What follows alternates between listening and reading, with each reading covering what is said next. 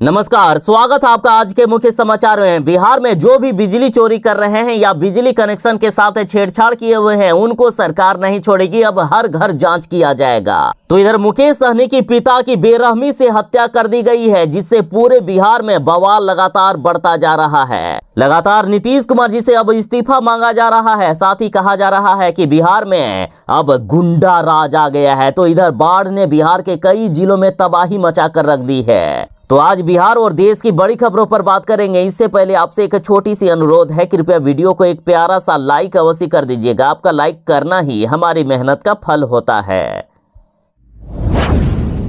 बिहार के बिजली उपभोक्ताओं के लिए बड़ी खबर है। बिजली विभाग के द्वारा अब बिहार के हर घर पर बिजली कनेक्शन की चेकिंग की जाएगी। यदि कहीं पर भी बिजली कनेक्शन में गड़बड़ी होगी तो उनसे जुर्माना भी वसूला जाएगा, साथ ही जेल भी हो सकती है। देखिए, बिजली विभाग ने अब हर घर दस्तक देने का प्लान तैयार किया है और इसी सप्ताह से विभागीय टीम हर घर दस्तक देगी और खपत की जांच करेगी। मतलब लोगों के घरों में कितने उपकरण हैं और उससे कितना बिजली का बिल आना चाहिए, इसकी जांच की जाएगी। और अभी मीटर में कितना रीडिंग हो रहा है, यदि कम रीडिंग हो रहा है तो कहीं पर कनेक्शन में जरूर ही छेड़छाड़ की गई होगी, तो पूरा कनेक्शन की जांच होगी। बिजली विभाग की तरफ से बताया गया कि अब टीम मोहल्ले की एक एक घर की पड़ताल करेगी। देखिए, बिहार में कई ऐसे घर हैं, कई ऐसे मकान हैं जो 2 से 3 मंजिला है, फिर भी जो मीटर का रीडिंग आता है वो मात्र लगभग 40 से 50 यूनिट तक ही आता है। ऐसे में यहाँ पर बिजली चोरी करने की संभावना है, इसलिए अब बिजली विभाग की टीम पूरा कनेक्शन की जांच करने वाली है।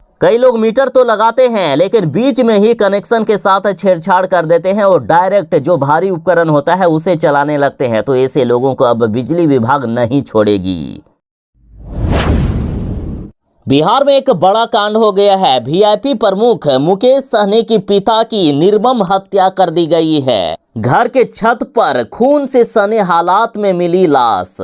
बिहार में अपराधी तांडव कर रहे हैं। सन ऑफ मल्लाह बने मुकेश सहनी के पिता जीतन सहनी की निर्मम हत्या कर दी गई। देखिए, मुकेश सहनी के पिता जीतन सहनी की सोमवार रात को निर्मम हत्या कर दी गई। मंगलवार सुबह को दरभंगा स्थित आवास से खून से लथपथ उनका शव बरामद किया गया। वहीं उनके बेटे और बिहार के पूर्व मंत्री मुकेश सहनी को अपने पिता की हत्या की जानकारी दिल्ली में हुई। मुकेश सहनी बोले कि मेरी आत्मा रो रही है। मेरे पिताजी की बेरहमी से अपराधियों ने हत्या कर दी है। पिताजी को इतनी क्रूरता से मारा गया कि शब्दों में बयां करना मुश्किल है। उनका खून हमारे घर की दीवारों पर लगा हुआ है। ये घटना हमारे पूरे परिवार के लिए अत्यंत दुर्भाग्यपूर्ण और असहनीय है। मुकेश सहनी बोले कि निषाद समाज के लिए ये काला दिवस के रूप में जाना जाएगा। हम बिहार सरकार से अनुरोध करते हैं कि जल्द से जल्द इस पर कार्रवाई की जाए और दोषियों को पकड़ा जाए। नीतीश कुमार जी पहले ही कह चुके हैं कि तेजस्वी यादव हमारा बच्चा है और हम जो भी कर रहे हैं वो तेजस्वी यादव के लिए ही कर रहे हैं। नीतीश कुमार जी ने पहले ही ऐलान कर दिए हैं कि तेजस्वी यादव के नेतृत्व में जदयू लड़ेगी 2025 का विधानसभा चुनाव। और नीतीश कुमार की बातें अब ये सच साबित होते हुए भी दिख रही है। तमाम मीडिया के द्वारा लगातार खबरें चलाई जा रही है कि नीतीश कुमार जी पलटी मारने वाले हैं। नीतीश कुमार जी की किसी भी मांग को एनडीए सरकार नहीं मान रही है। ना तो बिहार को विशेष राज्य का दर्जा मिल रहा है और ना ही स्पेशल पैकेज। इसलिए नीतीश कुमार जी एनडीए का साथ छोड़कर फिर से महागठबंधन में आ सकते हैं। और यदि नीतीश कुमार जी महागठबंधन में आए तो तेजस्वी यादव के नेतृत्व में बिहार विधानसभा का चुनाव लड़ा जाएगा और कुछ ही दिनों में नीतीश कुमार जी बिहार विधानसभा का चुनाव करवाना चाहते हैं। बिहार में अपराधियों ने तांडव मचाकर रख दिया है। जब चाहे जहां चाहे अपराधी किसी को भी गोली मारकर किसी को भी लूट कर चले जाते हैं और सरकार उनका कुछ भी नहीं बिगाड़ पाती है। और जब बिहार के नेता ही सुरक्षित नहीं हैं, जब नेताओं के घर पर अपराधी जाकर सरेआम बेरहमी से हत्या कर देते हैं, तो आम जनता की सुरक्षा का आखिर क्या होगा। अब बिहार के लोग भी डरे हुए हैं, बिहार के लोग भी सहमे हुए हैं। नीतीश सरकार पर भरोसा नहीं हो पा रहा है कि आखिर ये सरकार हमें कैसे बचाएगी। देखिए, वीआईपी सुप्रीमो मुकेश सहनी की पिता की हत्या के बाद बिहार का सियासत का पारा काफी हाई हो चुका है। तो इधर तेजस्वी यादव कहे हैं कि बिहार में सत्ता संरक्षित अपराधी जब चाहे, जहां चाहे, जैसे चाहे, जिसे चाहे, कहीं भी, कभी भी, किसी भी, कैसे भी गोली मार देते हैं। प्रधानमंत्री जी और मुख्यमंत्री जी इस आतंक राज को ही मंगल राज की मनभावन संज्ञा से अलंकृत करते हैं। तेजस्वी यादव बोले कि देख लीजिए, बीते 4 से 5 दिनों में गोली मारकर हत्या की जाने वाली हत्याओं की छोटी सी सूची। बिहार में अपराधी इतने बेलगाम हो गए हैं कि सिर्फ 4 से 5 दिनों में 40 घटनाएं हो गई है। हर दिन बिहार में हत्याओं की लिस्ट लंबी है। पटना में बेलगाम अपराधियों ने 2 नाबालिग बच्चों की हत्या कर दी। पटना में सरकारी बदमाशों ने ताबड़तोड़ फायरिंग की, जिसमें से 2 लोग मारे गए। मुंगेर में 2 लोगों की सरकारी अपराधियों के द्वारा गोली मारकर हत्या कर दी गई। नालंदा में सरेआम गोली मारकर महिला की हत्या कर दी गई। बेगूसराय में सरकारी अपराधियों के द्वारा आरजेडी नेता पर 7 राउंड फायरिंग की गई। पैर और हाथ में गोली लगी, हालात नाजुक। सिवान में 2 पक्षों में भारी गोलीबारी। माकपा नेता के पोते की बेरहमी से हत्या कर दी गई। तो बिहार के जब नेता ही सुरक्षित नहीं है तो आम जनता की सुरक्षा का आखिर क्या होगा। पटना हाईकोर्ट के द्वारा यह नियम लागू कर दिया गया था कि कोई भी अपने पिता की जमीन को या पुश्तैनी जमीन को नहीं बेच सकते हैं। बिहार में जमीन तभी बेचा जा सकेगा जब पारिवारिक बंटवारा हो जाए और अपने नाम पर उस जमीन की रजिस्ट्री करवा ली जाए। लेकिन आप भी जान लीजिए कि सुप्रीम कोर्ट ने पटना हाईकोर्ट के आदेश को निरस्त कर दिया है। अब बिहार में बेटे, बेटियां या पत्नी कोई भी अपने पारिवारिक जमीन को बेच सकते हैं। पूरे देश में विकास की स्थिति में यदि सबसे खराब कोई राज्य है तो वो बिहार है। दरअसल नीति आयोग ने जो रिपोर्ट जारी किया है उसमें से बिहार को सबसे फिसड्डी, सबसे बेकार बता दिया गया। देखिए, 36 राज्यों की रिपोर्ट जारी की है, जिसमें से सबसे नीचे स्थान पर यानी 36वें नंबर पर है बिहार। नीतीश कुमार जी और एनडीए ने मिलकर बिहार को बर्बाद करके रख दिया है। और अब तो शिक्षा में भी फेल हो गया है बिहार। 100 में से मिले हैं मात्र 32 अंक। एसडीजी इंडेक्स कह रहा है कि सिर्फ 17% बच्चे हासिल कर रहे हैं उच्च शिक्षा। बिहार सरकार के शिक्षा में सुधार के तमाम दावों की पोल खुल गई है। बिहार सरकार किस तरह से झूठ बोल बोल कर जनता को बेवकूफ बनाती है, इसका खुलासा नीति आयोग ने कर दिया। शिक्षा की बात करें तो बिहार के बजट का एक बड़ा हिस्सा शिक्षा में खर्च किया जाता है, लेकिन पता नहीं बीच में आखिर किसके पेट में यह पैसा चला जाता है, आखिर कौन भ्रष्टाचार कर लेता है, आखिर जनता के पैसे को कौन खा जाता है, आखिर कौन चोरी करता है, डकैती करता है, ये बड़ा सवाल है। सरकार पैसे जारी करती है तो आखिर ये पैसे जाते कहां हैं जब शिक्षा में लगते नहीं है। तो देखिए, पिछले 19 साल से बिहार की शिक्षा व्यवस्था की कमान नीतीश कुमार के हाथ में है और नीतीश कुमार ही सबसे बड़े दोषी हैं कि आज बिहार इस तरह से फिसड्डी साबित हुआ है। सरकारी स्कूलों के हालात देखोगे तो काफी खराब है। प्राइमरी स्कूल देख लीजिए ना, गांव के कोई सुविधा नहीं मिल रही है। कहीं पानी टपक रहा है, कहीं छत ही गिर जाता है, कहीं स्कूल का भवन भी नहीं है। झाड़ियों के नीचे, पेड़ के नीचे अब भी कई जगह पर पढ़ाने को विवश है शिक्षक।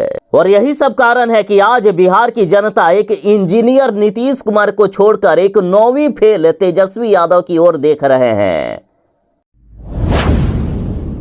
उत्तर बिहार के अधिकांश जिलों में बाढ़ ने तबाही मचा कर रख दी है और अब कोसी नदी के कारण भी तबाही का मंजर लोगों को डराने लगा है। एक बार फिर से बेघर हो गए हैं कोसी क्षेत्र के लोग। बोरिया बिस्तर लेकर ढूंढ रहे हैं कोई दूसरा ठिकाना। नेपाल के द्वारा भारी मात्रा में बिहार में पानी छोड़ दिया गया है, जिससे कोसी नदी उफना गई है। कोसी नदी में भयानक बाढ़ आ गया है। कई लोगों के घर द्वार सब कुछ डूबकर तबाह हो गए। देखिए, सहरसा जिले में आज काफी भयानक स्थिति देखने को मिला है। कोसी नदी के बढ़ते जलस्तर के कारण जिले के नवहट्टा प्रखंड अंतर्गत रसलपुर, बीरजेन, कुदह, झारवा, बकुनिया सहित तटबंध के अंदर बसे दर्जनों गांव में बाढ़ का पानी घुस गया है। तो वहीं सैकड़ों लोगों का घर नदी में समा गया है। नदी ने सैकड़ों लोगों के घर को लील लिया है। ग्रामीण डरे हुए हैं, सहमे हुए हैं, अपना सामान समेटकर ऊंचे स्थानों पर जा रहे हैं। लोग अपने घर का चौखट, छप्पर, बिछुअन, बक्सा आदि लेकर या तो बांध या फिर ऊंचे स्थान पर आशियाना बना रहे हैं। लोगों के घर द्वार पानी में बह गए हैं। जो कुछ बचा हुआ है उसे लेकर किसी दूसरे स्थान पर भागने को विवश हैं लोग। और हर साल की तरह सरकार की कोई भी मदद नहीं मिल रही है। बाढ़ पीड़ितों तक नहीं पहुंच रही है सरकार की कोई भी मदद। नीतीश कुमार जी ने हर साल की तरह इस साल भी बाढ़ पीड़ितों को धोखा देने का काम किया है। इनको अपने ही हालात पर मरने के लिए छोड़ दिया है। हर साल बाढ़ आने से पहले बिहार सरकार आपदा से निपटने के लिए बैठकें करती है, बाढ़ पीड़ित को राहत पहुंचाने के लिए तैयारी करती है, अधिकारियों को निर्देश देती है। लेकिन हर साल यही होता है और इस साल भी यही हुआ। स्थानीय स्तर पर ये सफल नहीं हो पाता है। लोगों तक कोई भी मदद नहीं मिल पाती है। हालात इतनी खराब है कि सिर ढकने के लिए प्लास्टिक तक नहीं मिला है इनको। यहाँ के स्थानीय लोगों ने कहा कि हम लोगों का घर नदी में समा गया। अभी हम लोग बांध पर बसने के लिए आए हैं। सरकार की कोई मदद नहीं मिली है, ना प्लास्टिक दे रहे हैं, ना कोई सामान। किसी तरह खुद से व्यवस्था कर रहे हैं। एक छोटा सा घर यहाँ बना रहे हैं। प्लास्टिक तक सरकार के द्वारा हमें नहीं दिया गया। हमारे बाल बच्चे आखिर कैसे रहेंगे? यदि आप भी इनके दुख को महसूस करोगे ना तो आपकी रूह तक कांप जाएगी। लेकिन नीतीश कुमार जी निर्दयी हो गए हैं। बिहार सरकार के अंदर दया नाम की कोई चीज नहीं बची है, इंसानियत नाम की कोई चीज नहीं बची है। नहीं तो ये बिहार सरकार इनके साथ ऐसा बर्ताव नहीं करती। वीआईपी प्रमुख मुकेश सहनी के पिता की निर्मम हत्या कर दी गई, बेरहमी से हत्या कर दी गई। तो इस पर मुख्यमंत्री नीतीश कुमार जी ने डीजीपी को फोन किया और कहा कि जल्द से जल्द अपराधियों को पकड़ें। नीतीश कुमार जी ने बिहार के डीजीपी आरएस भट्टी को फोन करके कहा है कि जितनी जल्दी हो सके कार्रवाई कीजिए और जल्द से जल्द अपराधियों को गिरफ्तार कीजिए। तो इधर तेजस्वी यादव बोले कि बड़े भाई मुकेश सहनी के पिता की अपराधियों के द्वारा बेरहमी से हत्या की दुखद खबर सुनकर स्तब्ध और मर्माहत हूं। शोकाकुल परिवार के प्रति गहरी संवेदना व्यक्त करता हूं। ईश्वर से प्रार्थना है कि इस दुख की घड़ी में परिजनों को दुख सहने की शक्ति एवं दिवंगत आत्मा को शांति प्रदान करे। साथ ही तेजस्वी यादव ने कहा है कि बिहार में आतंक राज स्थापित हो चुका है। बिहार में अपराधी बेलगाम हो गए हैं। आम जनता की तो हर दिन हत्याएं हो रही है और अब बिहार में नेता भी सुरक्षित नहीं है। मुकेश सहनी की पिता की बेरहमी से हत्या कर दी गई। तो इस पर लालू यादव की बेटी रोहिणी आचार्य भड़की है। इन्होंने कहा कि बिहार में चल रहा है राक्षस राज।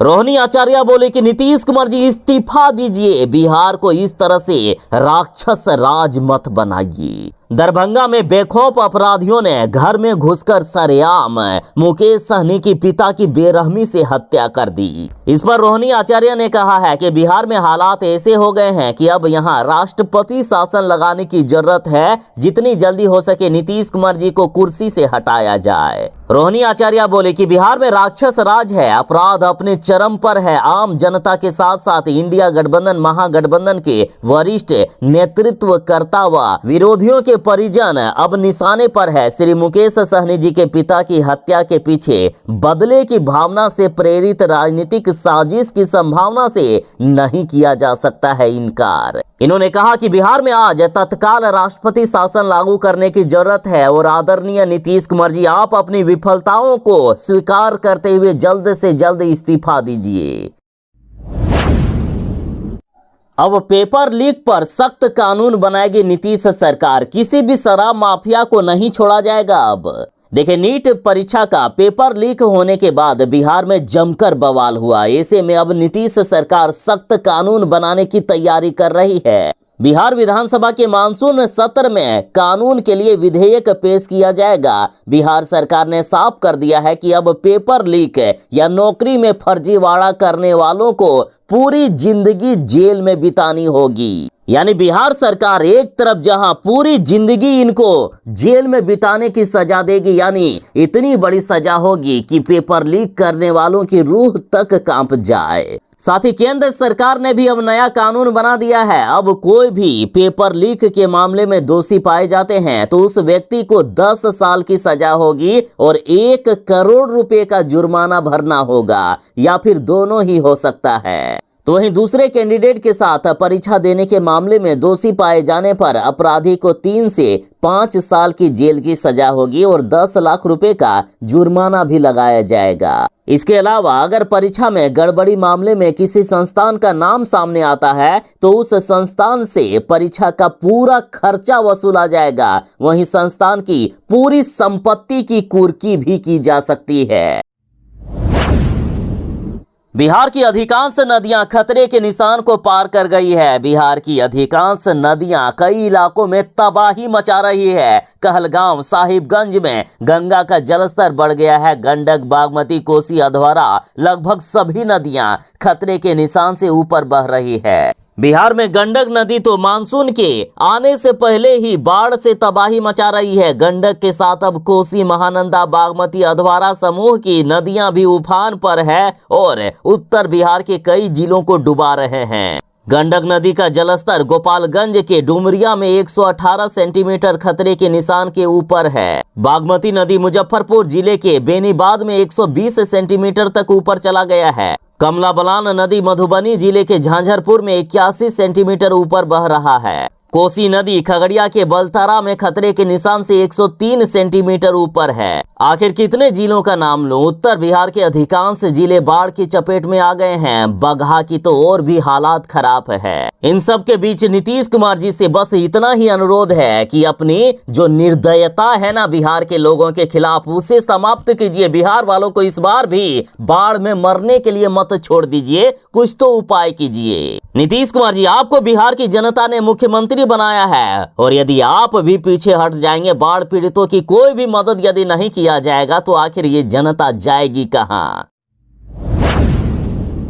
तीसरे चरण की बीपीएससी के द्वारा ली जा रही बिहार शिक्षक भर्ती परीक्षा फिर से होने वाली है। पिछली बार क्वेश्चन पेपर लीक हो गया था और अब फिर से जो परीक्षा होगी तो उसमें आरक्षण का जो बढ़ा हुआ दायरा है वो मिलेगा कि नया आरक्षण मिलेगा, इस पर अभी कंफ्यूजन की स्थिति है। तो इस सवाल का जवाब देते हुए बीपीएससी ने कहा है कि शिक्षक भर्ती परीक्षा का परिणाम बिहार सरकार के निर्देश के बाद जारी होगा, क्योंकि पटना हाईकोर्ट ने राज्य में बढ़ाए गए आरक्षण को रद्द करने का निर्देश दे रखा है और मामला अभी सुप्रीम कोर्ट में है।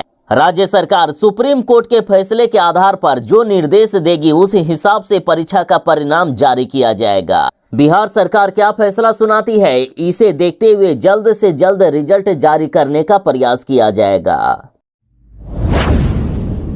प्रशांत किशोर ने उन अंध भक्तों का आंख खोलने की कोशिश की है जो बिना सोचे समझे ही अपना कीमती वोट दे देते हैं। प्रशांत किशोर ने कहा कि आपको मोदी जी का 56 इंच का सीना दिखता है, लेकिन अपने बच्चे जो आपके घर में बेरोजगार बैठे हैं उसका सिकड़ा हुआ सीना नहीं दिखता है। प्रशांत किशोर बोले कि चाहे देश हो या बिहार, जब तक एक सच्चा नेता नहीं आएगा तब तक इनका विकास नहीं हो सकता है। लालू यादव पर हमला बोलते हुए प्रशांत किशोर बोले कि 9वीं फेल बेटे को राजा बनाना चाहते हैं लालू यादव, तो सोचिए बिहार का विकास कहां से होगा।